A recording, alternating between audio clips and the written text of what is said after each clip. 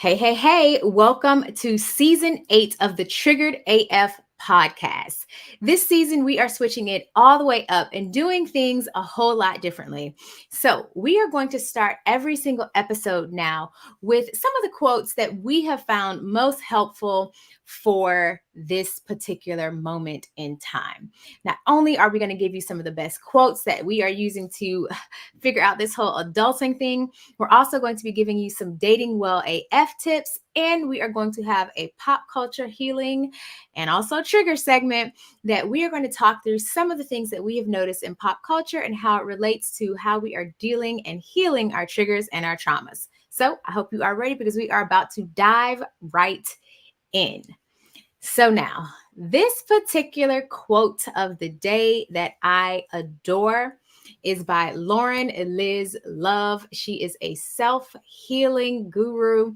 And the quote is, "Might fuck around and find out how worthy I am in this lifetime." Mm. Oof. Mm-mm-mm. Just might. I just might. I just might.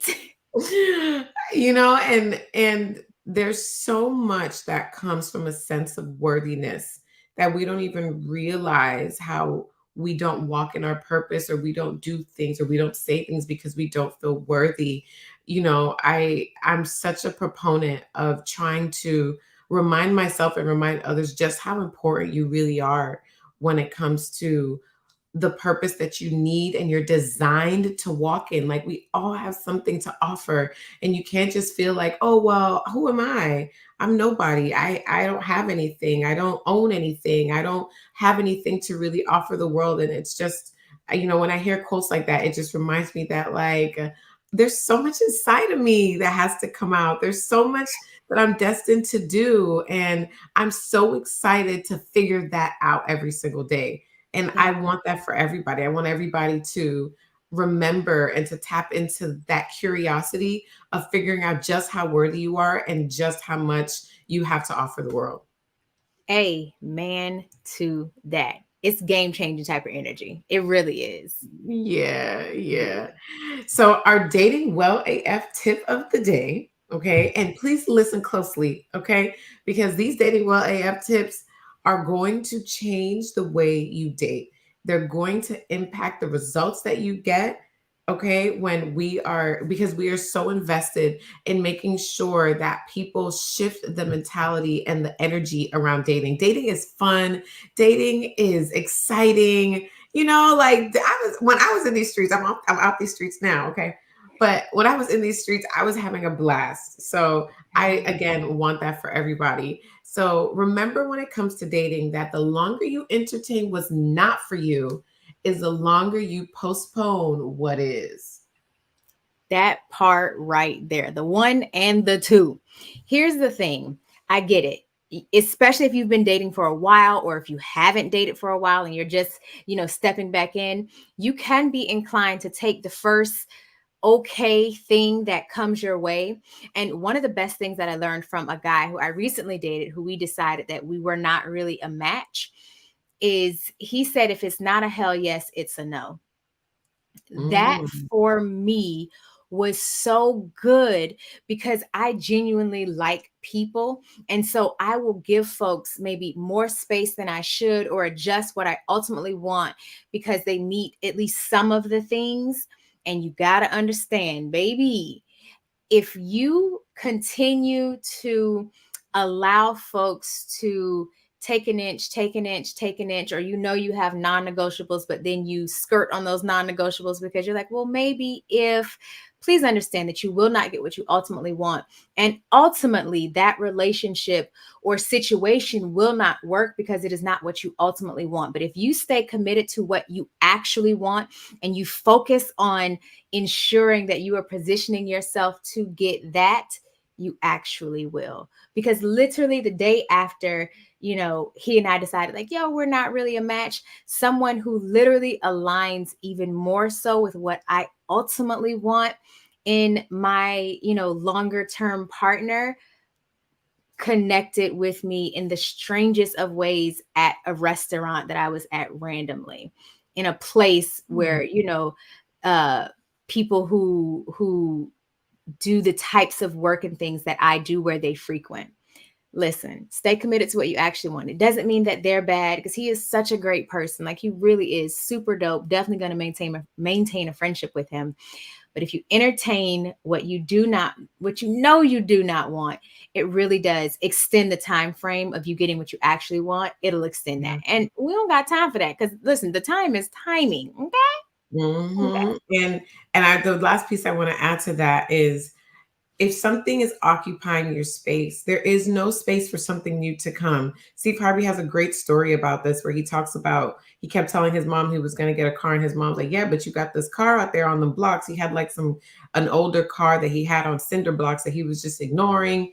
And he kept saying, yeah, but I'm gonna get a new car. I'm gonna get a new car. And it wasn't until he took the old car out the driveway that he was able to have the space in the room. So you have to make room for the things that it says, that make room for the things that you say that you want, right? So if you have fuckboy number one occupying space one, then it's going to be hard for good guy to come in and to occupy that space and your time and your energy. So just remember that what you're accepting, what you're giving attention to, is also what you're accepting. You know, that's what you're saying you want. That's the message that you're sending. So I love that quote. It's so important to be mindful of what we're entertaining, because you can't, there's only so much energy that we have to entertain something, you know? Absolutely. Absolutely. So And I want to talk about this because I'm just so invested in this dynamic that's happening, because I thought it was so interesting from the beginning. But I'm sure most of us are aware that Jeannie Mai, the television host, she was a host on The Real. She's been in media for a very long time. She used to host like a styling show. And then the rapper Jeezy, formerly Young Jeezy, had gotten married. They had a baby maybe 2 years ago, and he recently filed for divorce. And at first they said that, she was begging for the marriage and she really wanted it to work because he's the one who filed, and it kind of blindsided her. But then now it says, People magazine reports that Jeannie Mai appears to allege Jeezy was unfaithful in response to divorce filing, as rapper denies infidelity. So his reps came back after that filing and said, like, he denies any wrongdoing, because I don't know if a lot of people know this, but in certain states, infidelity can sometimes make a prenup null and void. It can also result in paying more. Like, some people put in the prenup, if one of us cheats, this is the cost. So I don't know. What do you think, Alechia? Like, do you feel like, it's convenient for her to now say that there's infidelity, even though she was so-called begging for the marriage? I mean, that is always something that's interesting to me.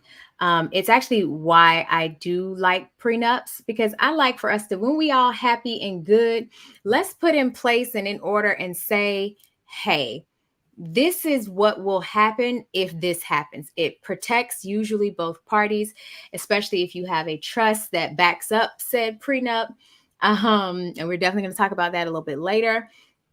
But I don't know, it is always very, very interesting that things change once you realize, like, hey, I'm serious about not getting back together or not staying in this situation.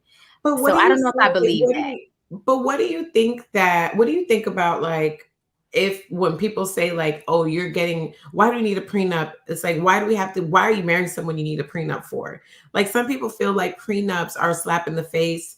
Like, I remember when Candy Burst and Tal Tucker were getting married, that was a really big point of contention for them, because he just felt like, what, like, why? Like, I'm not going to take your things. I'm not going to, when she was very adamant on protecting all the wealth and the assets that she Absolutely. had accumulated over the years. And her mother was like, absolutely getting a prenup. So Absolutely. I feel like my husband is very, like, not into prenups, right? He was very anti prenup. He just feels like he doesn't want to he wouldn't marry. He knew for the second marriage that he would not marry someone that he felt he needed a prenup for. But even I thought that was like, you sure you don't want you sure you don't want a prenup? So I don't know. What do you feel like it's a must, or, because people, and then are they just for rich people? Like, do I only need a Ooh. prenup if I have millions of dollars, or should everyone be signing a prenup? Like, Hmm. there's so much gray area, I feel like, with prenups. Like, I don't know how I feel all the time about them. So me, I have no gray area. For me, it's I want a prenup, period, point blank. I am a creator. I create lots of things. And because I am a creator and I know like all of the work, time, energy, and effort that I have put into the building of my own self, of my own brand, of, you know, these businesses, I would not want to see that be taken away Mm. if a relationship decides to transition into another space and place. It is Mm. not that I am planning for the divorce. However, I do understand that humans are going to human. It's a Every time. thing. Humans are going to human. And once you no longer like me, and I saw it in my first marriage, before we got out of the courthouse, I had learned that he had cleared out our joint bank account. And because both of our names were on it, I had no legal recourse to get any of that back. So for me, I want a prenup. I want a prenup. If you decide not to marry me because I asked for a prenup, then we shouldn't have been getting married anyway. I would love to even there's, I think it was Bishop TD Jakes, and he had said, you know, you want to make sure that you make room for the disagreements when things are good. Now I'm Absolutely. paraphrasing. Yeah, no, I agree with that so much. Like doing it while things are okay will Yeah, end up setting you up for success in the event that something goes in the left. event. And that is perfect for even for what we're going to be talking about today when it comes to estate planning and legacy. It's not always about thinking like sometimes we're trying to wait like till it's too late. Like Yeah, it's already gone sour, it's already gone left. Like yeah, why not start planning while you're of sound mind, while you're very in love so that you can make great decisions for yourselves and not you're not protecting yourselves from each other yeah, necessarily, but maybe that you should look at it like I'm protecting us from emotions that yeah, are not reasonable. I'm protecting us from the not so good versions of ourselves. You know, exactly. like, And I love you, I trust you, but we all know that there's another side that just may not think as logically in that moment. If there's yeah, hurt, if there is infidelity, if there's abuse, if there's so much that makes it hard mhm, to be logical and reasonable, why yeah, not plan now ahead of time just to protect us both in this union? I think that, exactly. yeah. Yeah, and for me, it is about protecting us both. Like, if you built all these things before I came along, I should I not have love, any yeah, ownership or access to yeah, that I if agree. we decide that we are no longer together. You built that. That was you. I don't want to take that from you. And I Yeah, would hate for, what if Lola rears her ugly head and she's like, nah, you hurt me. I'm going to hurt you. yeah, I just don't want that to even be a thing, because we all have a lower register that we sometimes get real into, and our lower self decides that it's going to be nasty, it's going to be mean, it's going to be spiteful, it's going to be bitter, and it's going to take and try and hurt you as much as possible. For me, I just want a prenup in place so that if that ever is the case, you're protected, I'm protected, and we can still make decisions from a sound mind because we have things in place. For me, I feel every woman, whether or not you are rich or working on it, you should have a prenup when you get married. It breaks my heart. Like, Stevie J he didn't help Faith Evans make and accumulate all that money, but because she married him without a prenup, she had to pay him out.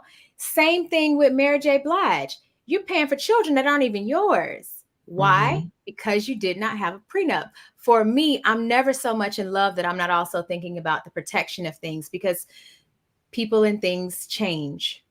They do. And also, if you're already married, you can have a post-nup, to my Yes, knowledge, you as can. well. You can always stop and be like, "Hey, let's figure this out. Let's discuss this." So, there's so many tools and so many things in place to protect yourself and your Mhm. children and your union legally that Yeah. we just don't really tap into as a community. So, we definitely want to keep having the conversation and encouraging us to start speaking to estate planning lawyers, speaking to lawyers that work in that I don't know what that lawyers call that works on prenups and postnups and things like that. But just like getting our affairs in order across the board, not just when we die, but while we're alive, Yeah. I think is really important. So I hope this was fun for you guys as it was for us, as much fun for you guys as it was for us. And we are about to dive into an amazing conversation around legacy building and estate planning. Yes, now to the episode. Y'all, we are about to hit 100,000 downloads, and that is with zero ad spend. So I'm gonna just tell y'all, listen, what you don't ask for, you don't get. So I need you to make sure, share this with your auntie, with your cousin, with that girlfriend who stay going off on all the members of the tribe. Yeah, send this podcast to her and just tell her to, like, binge, listen, watch, whatever it is. We are super grateful to you. You guys have been rocking with us for, shoot, almost 3 years now. Yo, we are grateful. And we want to make sure that we continue this with you. I know season 8, we have completely revamped things. So I hope you are loving the new format of the show. We are enjoying creating it for you. But now this conversation today, how you feeling, Dani? I'm feeling good. I'm excited to have this conversation because I really love conversations that can give us some actionable things to Yeah. improve our life, improve our community. So I love that we're going to have a conversation that is so relevant. We've seen so much of this conversation in the media lately when it comes to when these celebrities pass away and they don't have wills, they don't have things that, to set people up, that we were talking about a little bit off camera. So I'm really happy to just see, how we can kind of move that conversation forward so that people can really have some tools and some tips and some ways to really um, start being more intentional about their legacy and building a legacy and how to really leave your mark and prepare your family for all the things that, come with that. So I think this is really powerful and I'm excited. Yeah, me too. Me too. Especially because today we have attorney Ali, who specializes in trust based estate planning, which for me, I am super excited about, primarily because we think, oh, you pass away, you have a will. That's great. And it's like, no, then your family get hit with capital gains taxes, depending on how much that good house that Mima is leaving you is now worth.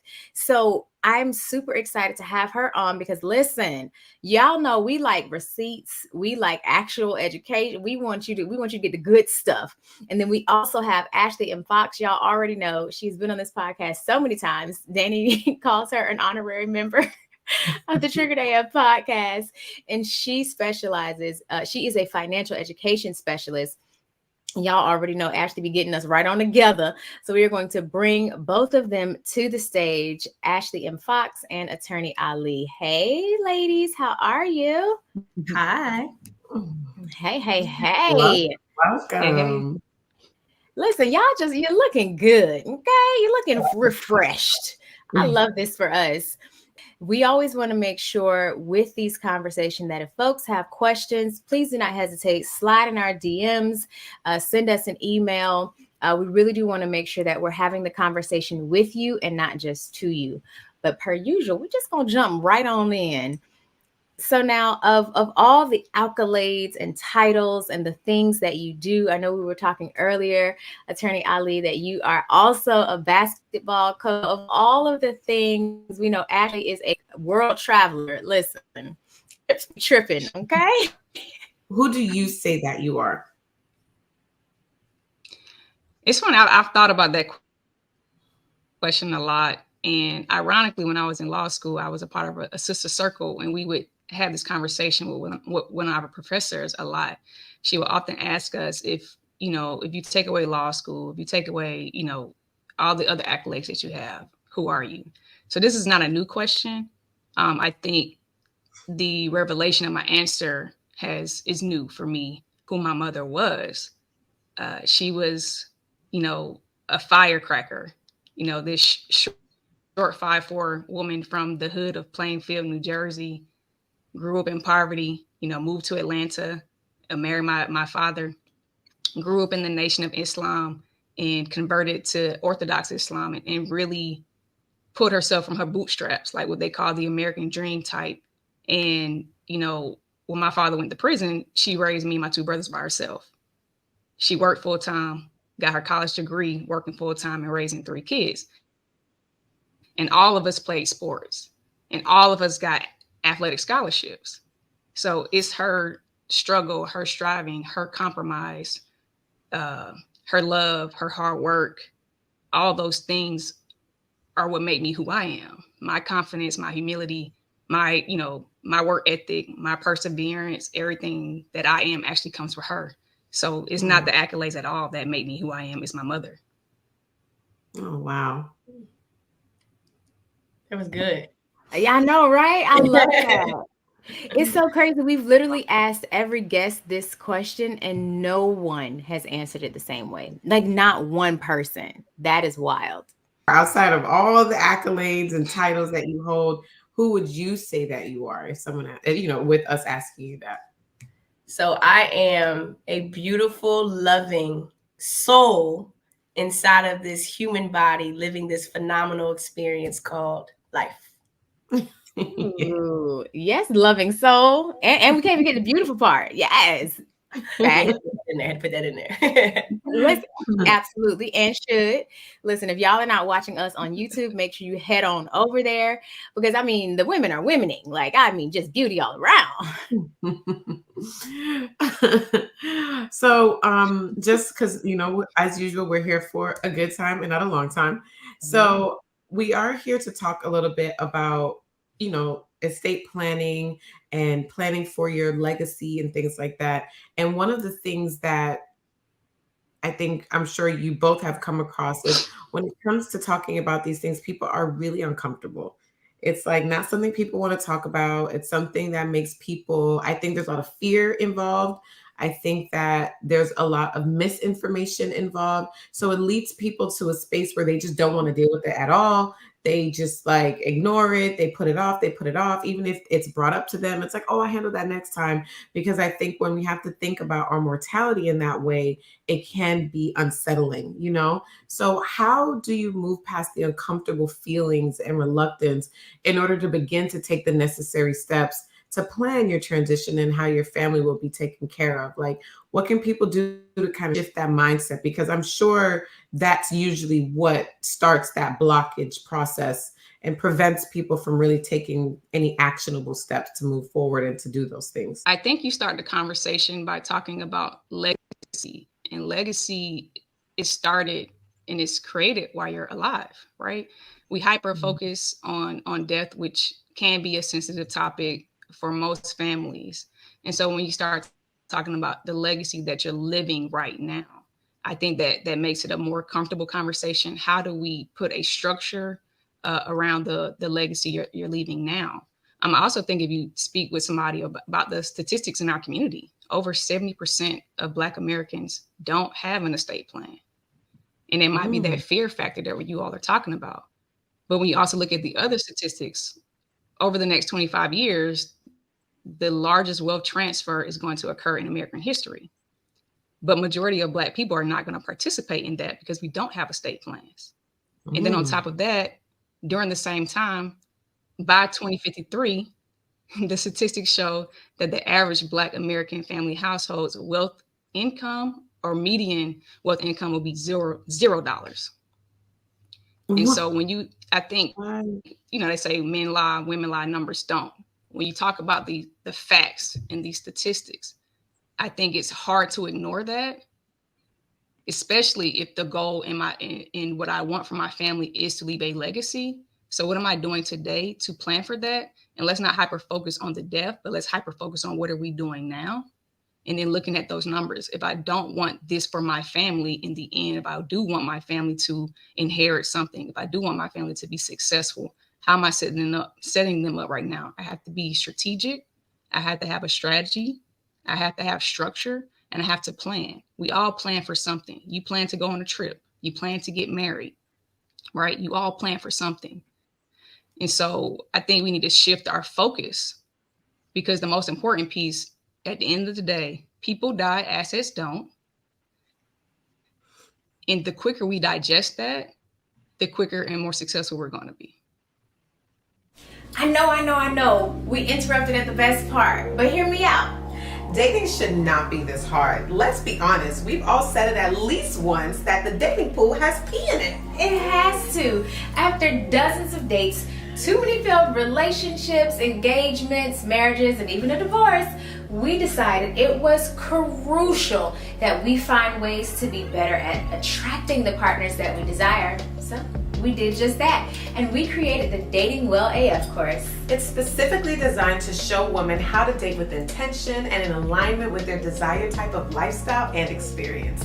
The 5-module crash course developed by certified coaches Alechia and Dani provides practical tools to date well and live even better. So I want you to register now for lifetime access to the Dating Well AF course at datingwellaf.com. You will tap all the way in to learn how to identify those self-sabotaging behaviors, discover new ways to date intentionally, and to nurture that healthy love.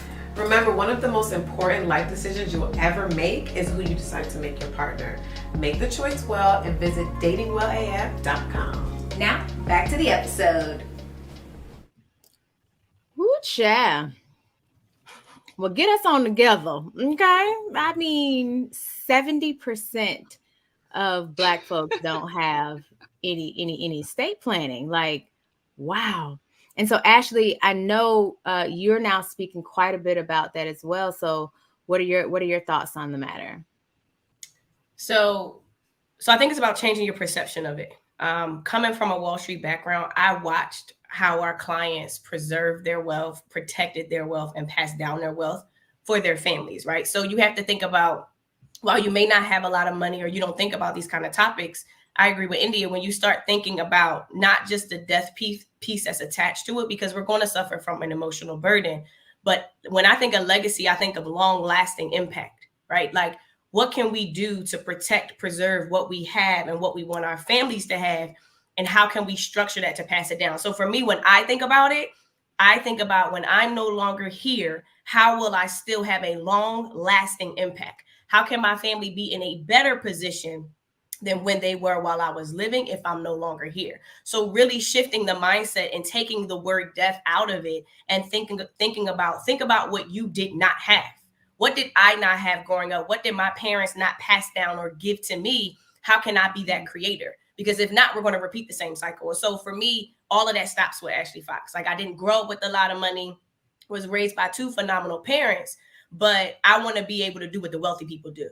I want to make sure that my last name is on somebody's building. I want to make sure that my legacy, my purpose, what I've created, what I've cultivated stands firm. So, and it's not even just about money with me. It's like structure, right? Like, not everybody is as financially educated as me and my family. So how can I create that infrastructure, create that stability for the people that I care most about? Not only because I want them to be happy, but because I want to set a precedence for how my family is supposed to operate. So if something ever happens to me, my family, my children, the people that I love know this is what Ashley Fox left for me. This is what she did for me. This was the structure she gave me. This was the impact she gave me when she was alive. This is the impact she gave me when I'm no longer here. I want to set the precedent. Like, if you just think about, typically a young Black boy may want to be an athlete because that's what they see, right? Like, what if I can create something that allows the world to see something different, which then makes them believe it's possible for them? So for me, yes, it's about passing down wealth and leaving a legacy for my family, but I want to build a standard now.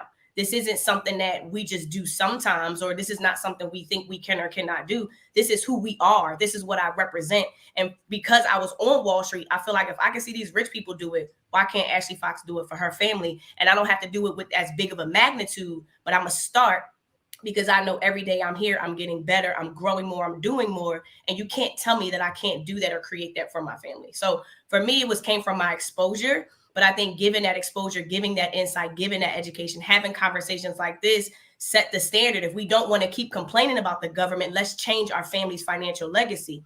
If we don't want to keep complaining about the country and we want things to change, let's change what our household looks like. And sometimes it's doing things that you're not used to, that you've never been exposed to create something different for yourself and your family. Ooh, child. Definitely. Yeah. And I also feel like other than the fear, I hear a lot of people say things like, well, I had to get it out the mud, so you're going to have to get it out the mud too. My kids going to have to get it out the mud. And there's this mentality that, I had to struggle, so you should struggle too. It seems like there needs to be a shift or a switch, or that needs to be rewired in our community, where it's like, no, I struggled so that you don't have to struggle. I want to create a space where you can kind of start from a higher space. Like I always say for me, like I want my children to start as high up on the totem pole as possible, because that way they'll have some cushioning and they'll, you know, they'll be able to navigate and lead the life they want to lead, as opposed to the life they have to lead because of, you know, whatever decisions I made that didn't set them up for those things. So other than the fear, I just wanted to kind of highlight us kind of undoing that wiring of, oh, I got it out the mud, so everybody got to get it out the mud after me. Like I don't care about leaving anything for anybody, because I had to work hard to get, you know, what little I have accumulated. Yeah. And that's coming from a place of anger, not love.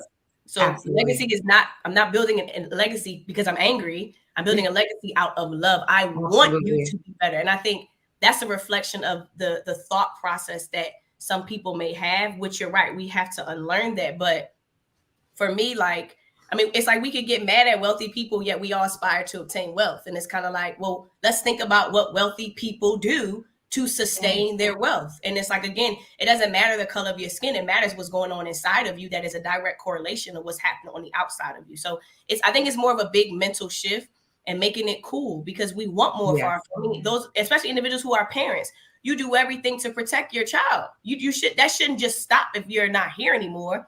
If you have the power to protect your child, love your child, serve your child for the rest of their life, if something were to happen to you, then it's your responsibility to do that. You know, like it's nobody else's job to change your financial situation. And I think when we get out of this victim mentality, and we recognize the person in the mirror is who changes our life. Nobody else. You want a different environment, you have to change your environment. You want more money, you got to go create more money. And just changing that thought process. But especially for parents, you can't, I mean, I'm not a parent, I'm an auntie. And even when my niece was born, it was my duty to pass down wealth to her. You have to really understand that we're living in a state of an emergency, period, right? The definition of insanity is doing the same thing over and over again, expecting a different result, right? We're never going to be successful if we, like you said, you all said, if we don't shift that mindset, we're never going to be successful. The statistics show it, period. And I think it's interesting, even just going back to not wanting to have that conversation about death and all that stuff, but our culture, that's all it pushes, is death and destruction. So we'll listen to the songs, but when it comes time to talk about my own death, I don't want to talk about that, which is, it's just counterproductive. And like Ashley was saying, like we want to blame other people for our shortfalls, our shortcomings, but at the end of the day, it's the man in the mirror, it's the woman in the mirror. What are you doing with your stuff? Are you doing a strategy? Are you putting structures in place? Are you doing like the planning that's going to actually help your family? There is a Native American philosophy called the 7-generation principle. And what it means is the actions that you take today are supposed to impart and also set up a framework for the 7 generations that come after you. So everything you do today matters. And I think the mindset that a lot of us have is that what I do doesn't matter. But if you think about that 7-generation principle, everything I do today is going to touch the 7th generation. Then what I do today, it damn sure matters. And I think we have to, again, just shift that mindset that what we do matters. And what are we doing? Listen, y'all snatching edges this morning. Like I ain't gonna have no more edges left after y'all done snatching them all off and up. And woo, child, from you're coming from a hateful place, not a loving place. When you say you want your people to get it out the mud because you struggle. And then when you were saying, Attorney Ali, so that was Ashley with the hateful place and not a loving place. And I never even thought of that. Creating legacy is because you love them. And then Attorney Ali, when you just said, ooh, and it snatched my edge real good. A lot of our music and a lot of the things that we're pushing is, death and damnation. Don't get me wrong. I love a good beat. Don't get it twisted. I love a good beat and I love a good twerk. And also for so much of our music is about how we all do. Yeah. Listen, hey, but for much of our music, and I won't say much because that's a generalization. For a lot of our music, there are very key pieces where it's bang, bang, shoot them up. You mess me up, I'm gonna go spray up you and your family. And it's like, but you don't want to talk about your own death. And it's like, but you pushing it. You know how they pushing P, you pushing D. So let's discuss what are we going to do when it is time for you to transition. So who child, this is when I say I'm over here getting chills, primarily because having this type of conversation where it's receptive, it has to be done in a way that's not only palatable, but people can understand it. One of the biggest things, especially when it comes to quote unquote estate planning, the word alone many times causes us to check out. Why? Because we feel, oh, I don't have an estate, or I don't understand. Why would I, or what would I need to do to protect an estate when I don't have one? So getting to understand, where do I start is key, especially when figuring out, do I need a will? Do I need a trust? What about my 401k? Well, what happens with my pension? Like, there are so many things that we're just like, I don't understand. I'm out. Like, stick a fork in me, I'm done. And so for folks who are just starting to figure this out, or need and want to learn more, when you're deciding what to leave your loved ones, where do you start? To clarify what an estate is, all estate means is your assets. What is it that you have right now? That's your estate, right? But when somebody calls my office and they have those questions, they're confused. They're really just starting out, and they're same question: what do I do? Where do I start? I don't have anything. We like to, at my office, we take every potential client through our trademark acronym, FAITH, FAITH. We take them all through this acronym. And after having that conversation, they have homework to do, and the light bulb goes off, and they actually realize I have more than I thought, right? So when you take the acronym FAITH, the F in FAITH is for your family. Because generally speaking, when you're talking about legacy, estate planning, life and legacy planning, wealth planning, it's for your family. And so everybody's family dynamics are different. And so you have to take a sit back and think about, well, what are my family dynamics? We like to plan for intergenerational wealth as well as intra-generational wealth. So do you have elderly parents, or do you have grandparents? Are you married? Do you have adult children or minor children? Do you have external family that you're taking care of? So all of that is very important when you're thinking about your family dynamics. It's also important to think about, well, the people that are in my family that I want to leave particular things to, what are their strengths and weaknesses? Is this person good with finances or not, right? And so taking a hard look at the family dynamics is the first thing that's very important to do. The A in FAITH is for your assets. Going back to the estate, what is it that you have? What do you own? Do you have a house? Do you have the 401k? Do you have a bank account? Do you have life insurance? Do you have a car? Do you have investments? Do you have investment, like real estate, et cetera, art, jewelry, anything of value that you want to pass down? Those are your assets. So going back to the family is the who, the assets are the what, right?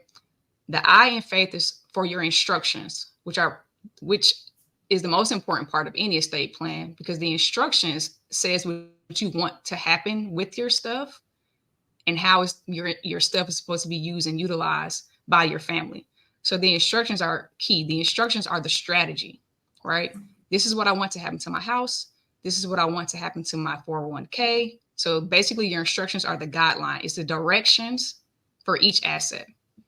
The T in FAITH is for tool, TOOL. What estate planning tool are you going to use? Is it a will? Is it a trust? Am I just going to do power of attorney documents and that's it, right? What dictates what type of tool you use? Going back to family dynamics, going back to what your assets are, and most importantly, what are your instructions? Your instructions are going to dictate what tool is best for you. If you want your instructions to give you more control after you pass away, then you need a trust. If you don't care what happens to your assets, meaning I don't mind that this house goes to this particular family member and it's theirs when I pass away, then maybe a will may be best suited for you. But again, it goes back to your strategy. What is it that you want to happen to your stuff, right? We tend to tell people a trust is the key to legacy. It is the key to wealth generational wealth, It is the key to to the basically that planning for generations, right? Making sure that your family is taken care of beyond you no longer being here. And so, but for some people, trust doesn't make sense. So we always ask people, what's your family dynamics? What are your assets? What do you want to happen to your stuff? What are your instructions? That lets us know what tool to advise them is best for them.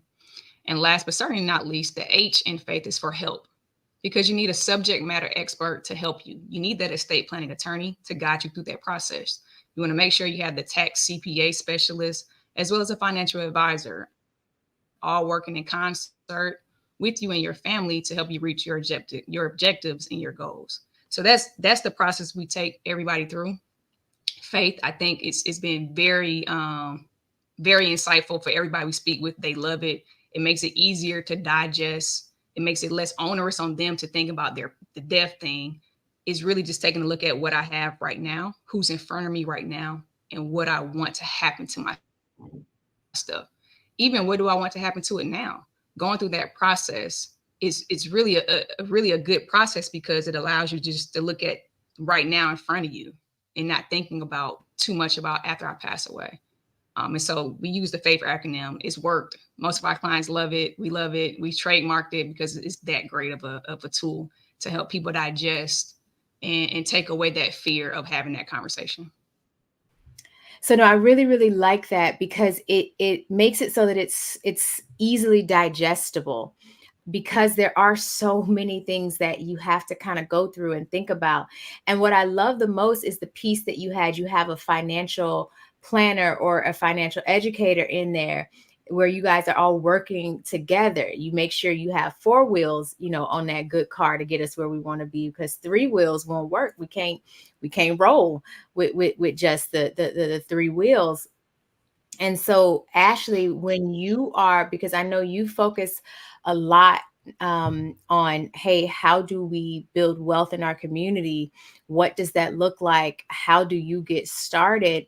And so being on the receiving end of a loved one who prepared well for their transition and for their legacy, how has that inspired you in the work that you do, and also in the tools that you suggest folks utilize to start to build that wealth so that their generations can be taken care of?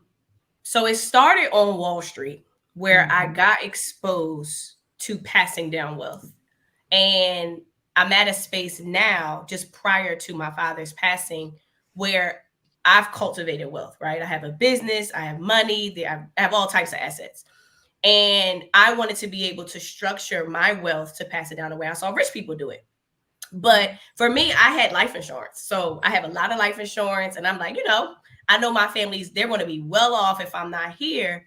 But when I started to really grow my company, Empify, I started to think, something ever happens to me, what happens to Empify, right?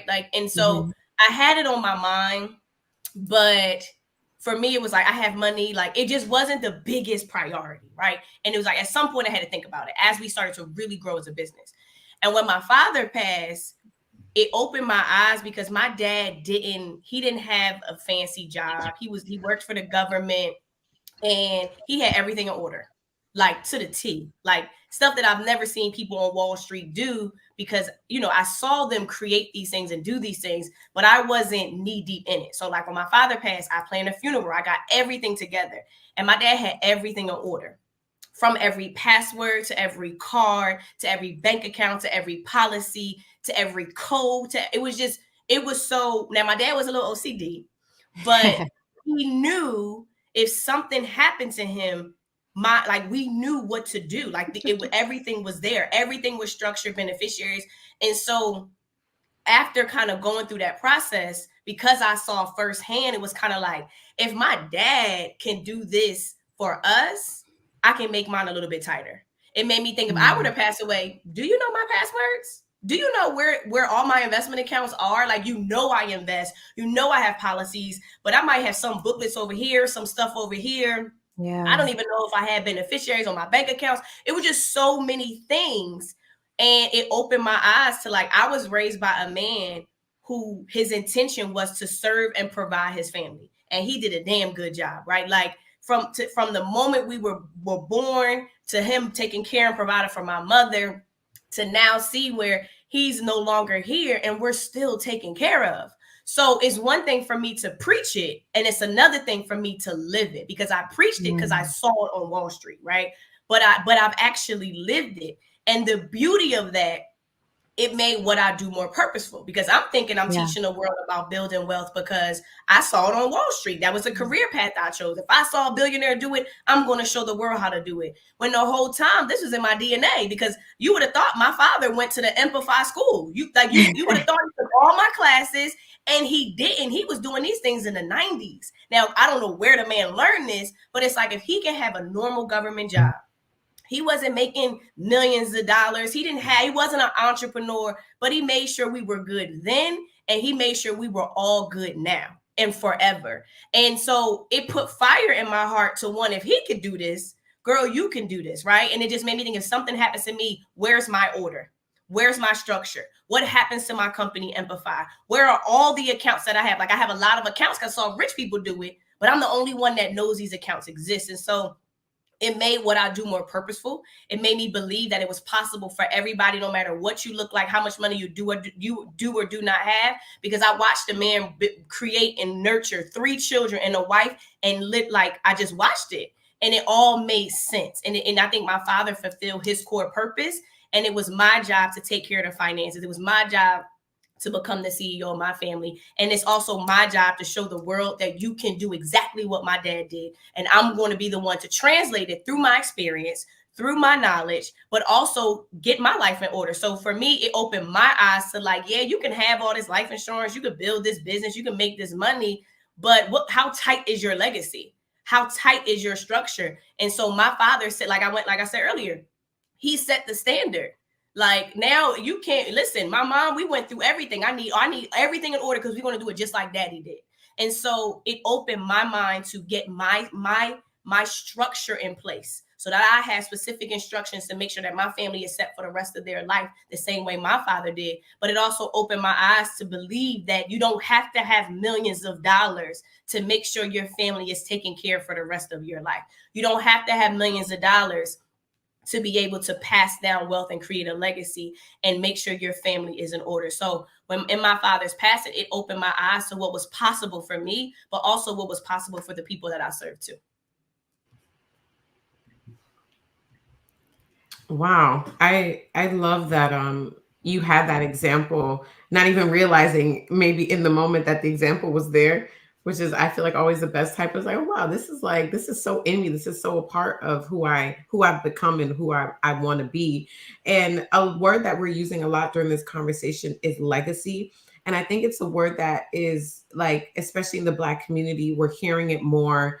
But I don't know if, like, people actually know what that means. Like, you're talking, and I'm like, you're talking about a legacy, and I'm just like, what is that, for people? Like, what does that look like? So that I want us to, and maybe we can all kind of talk through it. And India and Ashley, you guys can just kind of help, like, what really is a legacy? Like, what is, if you're not a music artist and you're not leaving behind music, if you're not an actress and you're not leaving movies behind, like, I feel like when people hear legacy, it's usually coming from famous people whose legacies are, sometimes in the arts or in sports, or, you know what I mean? Like, I don't know if, like, how your dad thought of his legacy, being a government worker. Like, how can we start to think about what our legacy actually looks like, as maybe normal people or everyday people? Like, what does that breakdown really look like, as opposed to, if you're not an artist, how do you leave behind a legacy?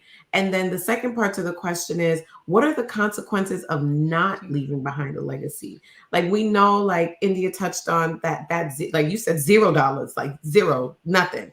By 2053, which, is terrifying. Like, we are in a state of emergency. So it's just like, what other consequences are there really? Like, I don't know if we're thinking about, like, what actually happens in detail when we're not passing things down. And it's like, I know that we're living some of it by seeing it, but I don't know if there's, like, a real understanding of the power we have to make a shift. So I just want to kind of talk through that. So the question is, like, what is a legacy for real? Like, what is the breakdown of a legacy?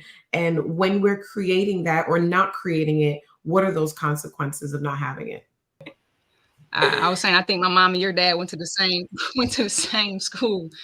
And just to kind of piggyback on what Ashley was saying, you know, before my mother passed away, she also had all her affairs in order as well. Unfortunately, we didn't get the opportunity to do her trust, just didn't have time. And, you know, time is the only luxury we have, and we all think we have enough time. And so unfortunately, although her affairs were in order with beneficiaries named and all those things, we still ended up in probate court. And in probate court, a family dispute happened.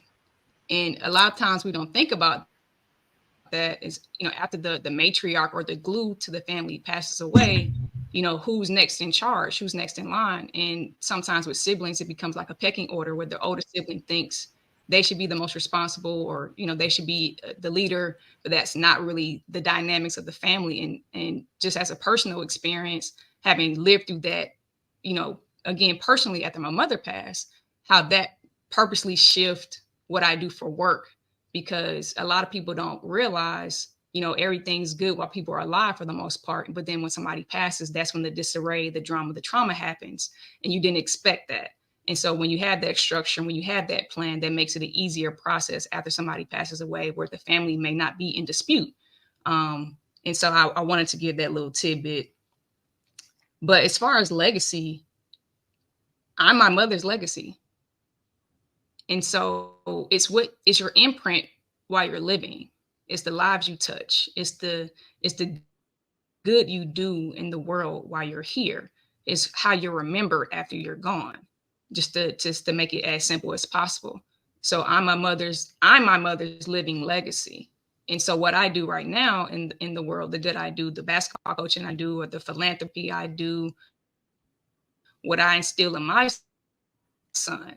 So it's generally, I would say, yes, it's the stuff we have, the assets we have, the money we can leave, but it's also the wisdom, the education, those intangibles that take you further. Character is going to open more doors for you than any money can.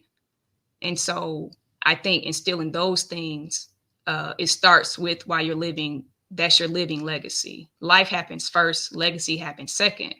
And so I think we have to hyper focus on, what is it that I'm doing now? What imprint am I leaving on the world? And the world can be my nucleus family, right? Because they have to go out into the community, into the world, and how they impact those other people. That's a reflection of myself. And so I would say that's what legacy is. For me, I think she said it. I just think it's about, what is the long lasting impact you have while you're here and when you're no longer here. I think my father was a very unique person, though. Just seeing in his passing how he served all the people who attended his funeral. His purpose was to serve. Like, my father worked in law enforcement. Like, his sole purpose was to serve, to be there, provide for his family. And I grew up middle class, but we never struggled, right? Like, we weren't the richest family on the block, but our lights were always turned on. My dad always made sure Christmas was great. He always made sure there's food on the table. So we didn't have to struggle. And even when my father did, you never knew. Right now that I'm older, certain things make sense. But his entire being was dedicated to serving and providing for his family as a Black man in America. That was what he did. So because that's who he was, he made sure that was okay, that same imprint was left on us when he passed. And I don't think it was, just knowing my dad, I don't think he woke up saying, I'm going to leave this huge legacy. Like, that's me. Like, I want to leave this big legacy. I want to change the world. He just wanted to make sure everything was in order.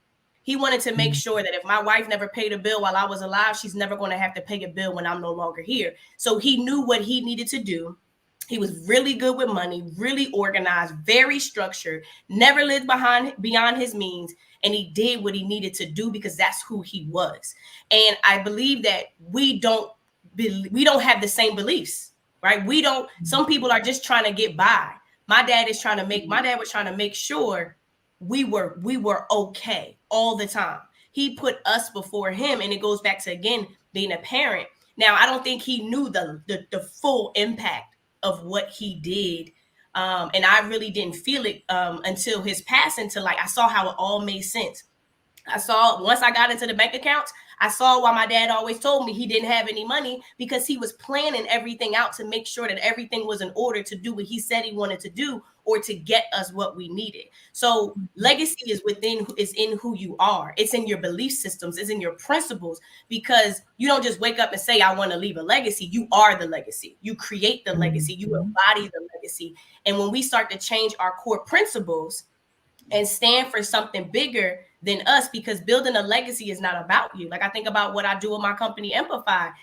I don't wake up every day because I have to go make money. I wake up every day because I want to change the world. It's something more. It's more than just me. If you gave me $100 million right now, I would wake up every day to do what I do because it's bigger than me. So I think we need to spend some time finding a core purpose that's bigger than who we are. We get so caught up, I don't have money, I can't afford this. It's not about you when you build a legacy. It's about who you are serving. And I think in the faith acronym, the family part, it matters, because I think when people argue about different assets and what's left, if the person who leaves the assets or who has the assets starts to understand their family dynamic, starts to understand who are the ones that are good with money, who are the ones that are irresponsible, because nobody's going to be perfect. You can structure to make sure you lay out things the way you want them to be for these particular people in your life, and that's thoroughly communicated. So I truly believe that it's there has to be something outside of you that wants to create something so much bigger,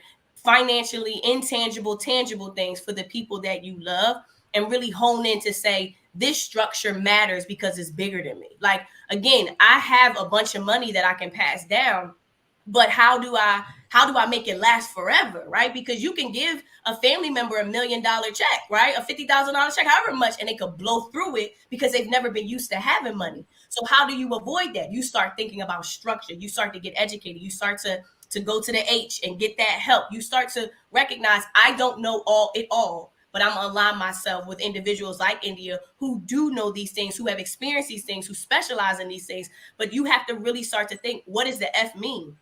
Who are the people you are doing this for? And I truly believe my father knew from the day he married my mother. I mean, from the day that they met on the block that they grew up on, because they grew up across the street from each other. This is what I want to do. This is who I want to be. And then I'm the firstborn. So the moment that I was born, everything was in order. And you saw the story in everything he left us. Like, you saw every time he changed the beneficiary.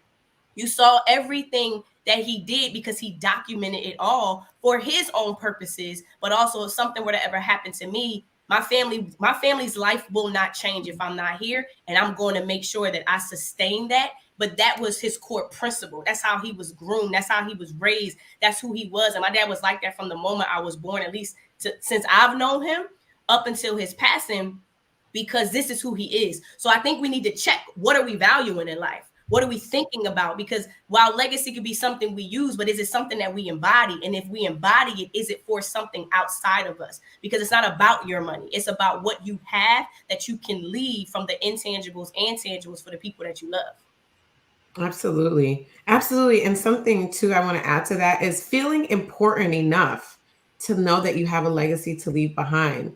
I think there's so many of us, like so many people don't feel like they're anybody to do anything or to leave anything, or they don't have anything worth leaving behind. So I love that we took it out of just the tangible money and assets, and it is principles, it is character, it is all the things that you can have that people can literally embody as you pass away. Like your children, your grandchildren, we have recipes that our grandparents have given us, our aunts have given us, that we're passing down. So it's like, yes, as a Black community, we love some good food and we have the recipes, y'all, but there are other things and so much more that we have to contribute, not just to the big macro world, but our little micro worlds, our family. And it's so important to remember that you are important enough to have something to leave behind. Absolutely. I love that. This conversation for me, and I told y'all from the beginning, this is the first of many, because it is important that we helped. And I didn't even know the statistic was 70%. So that for me is a little challenging. But what we want to make sure we're doing is it's not enough for us to just talk about our traumas if we're not talking about how we're going to work through those traumas and triggers to actually make some progress. Because we were all put on this earth for a reason, for a purpose, and to leave a legacy, whether or not you honor, acknowledge, or operate in that. And so for us, it is really important that conversations like these continue. Now, as we now shift and get ready to leave y'all with this goodness, we want to play a little game with some rapid fire questions for the both of you. Because there are two of you, I'll say your name first, and you can decide which one you choose. Okay. All right, everybody ready? Okay, bet. All right, so Ashley, Yes. 401k or Roth IRA? Roth IRA. Okay, India, what about you? 401k, Roth IRA? Both. Ooh, okay. I don't want to choose. Okay, Cardi. In that Cardi energy. All right, Dani, your turn. India, trust fund or will? Trust fund me, baby, please. Trust fund. What about you, Ashley? All Trust fund day. or will? Trust fund. Okay. All right. India, savings account or money market account? Neither. Okay, Ashley. They're the exact same thing. They're the same thing. I guess a money market account, but they're the same thing, literally. Ooh, okay. For India, stocks or real estate? Both. She cheating. I have to pick one? Do I have to? Yes. You said or. Ooh, I'm gonna say stocks then. Okay. Yeah, What about you, Ashley? Stocks. Okay. And then the last one is prenup or no prenup? Prenup. Holla, we want prenup. We want prenup. Yeah. Hey, it's something that you need to have. By the way, when you have a trust, that works like a prenup. Prenup, it does, yeah. Ooh. But when you have a trust, that works like a prenup. So also too, I don't know anything about this stuff, but for me in my house, before I was legally married to my husband, because we had a child prior to us getting married, I insisted on us having a trust. So because of that reason. So that's something that I feel like is something women can think about, especially if you have men who don't believe in the paper or marriage or whatever it is. If you have a child with someone, it's very important that there is some structure. And that was very important to me, to feel a sense of protection outside of being legally married. We're legally married now, but I'm just saying prior to that, I wanted to feel a sense of safety and that there were some protections in place for me in the event that something happened to him, in the event that, just like, so that's something else I think a lot of women can also think about, is just to make sure that there are a lot of protections in place for you and your children, whether you're married or not. Because it is possible. Marriage is not the only form of protection that you can have. No, very smart. We definitely, right. Agreed. No, we definitely encourage people, especially blended families as well, to have trust for sure. Ooh, now listen, we ain't even get to that topic because we gonna get to that one the next time. But for the blended families, oh, trust me, you need to trust. Pun intended. Pun intended. So where can we stay connected with you both? We want to make sure that folks, because we're working, together, moving this car along together, we want to make sure that folks know where can they find you, where can they stay connected, and how can they activate their own faith, and also working with a financial literacy educator so that they know how to move and what to do and what steps to take. Ashley, you can go first. So you can find me on social media _Ashley and Fox. The company I run is called Empify, EMPIFY. So you can go to empify.com. We also have a Wealth Builders community app, which is like the Netflix of finance, where adults have access to financial tools and resources to help them build wealth from start to finish. We're in over 22 different countries, but you have access to over 250 hours of classes, tools, resources, and a community of like-minded people who want to build wealth, who will push you to build wealth and help you get the results you need. Yes. And now, India, where can we stay connected and how can we find you? So I'm on TikTok and Instagram and Twitter at Ask Attorney Ali. My website is also askattorneyali.com. Please follow. There's lots of videos and information on my TikTok as well as my Instagram page. All information is free, right? All information is free. All consultations are free. So when you go to my website, you'll see the tab where you can schedule your free consultation. We can talk about your individual specifics about your family, your assets, and give you the best professional advice about what's the best estate planning tool, particularly for you and your family. But yeah, please follow. Please follow. Again, all information is free. We do have an ebook coming out called People Die, Assets Don't.